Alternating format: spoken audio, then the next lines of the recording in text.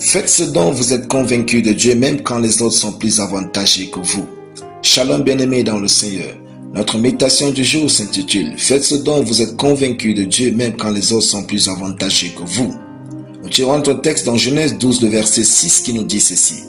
Abraham parcourut le pays jusqu'au lieu nommé Sichem, jusqu'au chêne de Morée.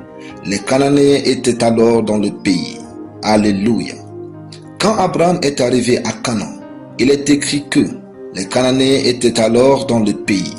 Remarquez que Dieu n'a pas amené Abraham en brousse. Il l'a plutôt conduit sur un territoire où il y avait déjà des gens avant lui. Dieu ne va pas vous envoyer sur un territoire vierge ou dans un domaine sans concurrence. Avec votre diplôme petit à vos yeux, Dieu va vous envoyer parmi les experts. Même s'ils sont plus avantagés que vous, allez-y, car c'est Dieu qui vous a envoyé. Ne vous tuez pas juste parce que les autres sont plus avantagés que vous. Abraham n'a pas fui parce que les Cananéens étaient plus nombreux et plus avantagés que lui. Abraham est resté et a conquis cette localité avec Dieu. Vous aussi, faites autant avec Dieu. Ne manquez jamais l'opportunité d'agir quand vous avez une conviction. Agissez. Parce que vous créez des troubles et du doute dans votre personnalité si vous ne le faites pas. Ça sert à quoi de vivre si vous devez renoncer constamment à ce que vous croyez? Faites donc souvent ce dont vous êtes convaincu. Si c'est bien, gloire à Dieu et vous serez un modèle.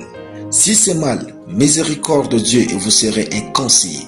Toutefois, quand vous écoutez Dieu, vous devenez forcément un modèle comme Abraham. Vous vous détruisez de l'intérieur quand vous ne suivez pas vos pures convictions. Vous vous diminuez de l'intérieur quand il faut agir d'après vos convictions et vous ne le faites pas. Suivez vos convictions et vous découvrirez. Vous vous découvrirez au travers de vos actions et non de votre sécurité actuelle. Alors suivez vos nobles convictions en Christ.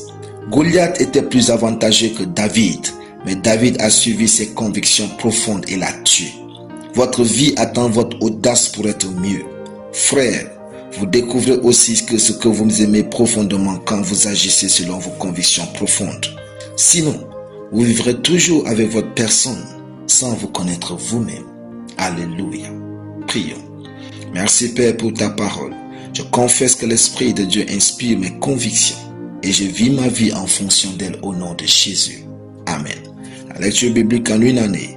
Esdras chapitre 1 à Esdras chapitre 3. Soyez bénis, c'était le pain du ciel.